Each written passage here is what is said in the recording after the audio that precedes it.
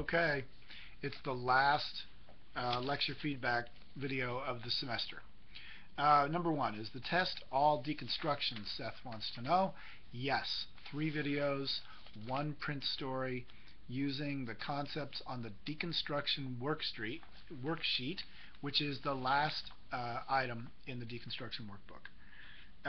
Let's see. Jessica Miller wants to know, is Snopes a reliable site? Yes, they have established themselves over time as having a good track record for busting fraud and for identifying things that look whack but are true. Anderson, independence isn't an issue if the source's interest is in the public good, right?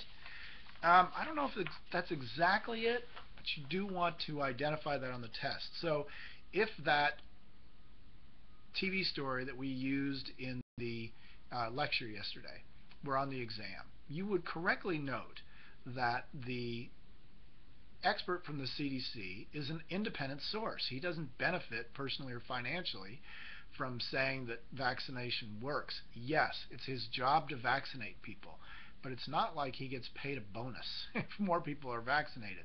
Whereas if you sell vaccines, or if you sold hypodermic needles, right, you would probably get a bonus if you sold more.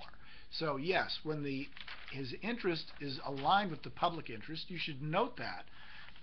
It's a sophisticated thing to say, but it's also, when you're testing that source, you'd say, this person is not in it for financial or personal gain. This is their job, as distinct from somebody whose job is to sell more hypodermic needles or more vaccine. Raymond wants me to clarify independent versus self-interested. Let's say somebody came in and proposed to build a hotel where the new dorms are going in on campus. The developer of that hotel would have a self-interest, would say, it's a great idea to build a hotel where that dorm is supposed to go.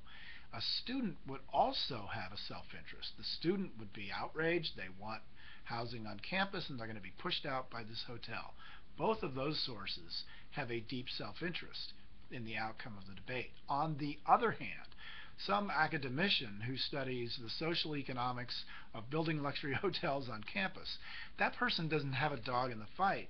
They have analyzed the data, and they have a set of conclusions based on what they've seen, but not based on how it's going to benefit them if the hotel is or is not built.